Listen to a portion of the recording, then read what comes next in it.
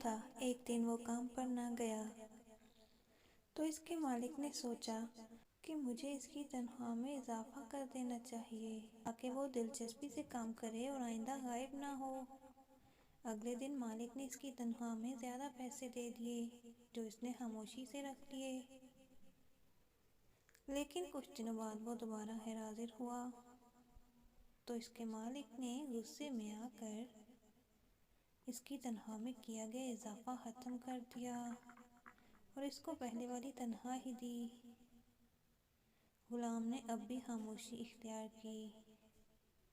تو مالک نے کہا، جب میں نے اضافہ کیا تو تم خاموش تھے اور جب تنخواہ میں کمی کی تو پھر بھی خاموش ہو کیوں؟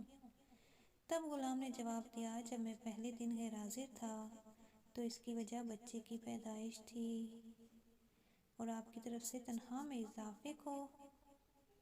میں نے رزق خیال کیا جو وہ اپنے ساتھ لے کر آیا تھا، اور جب میں دوسری مرتبہ غیر حاضر ہوا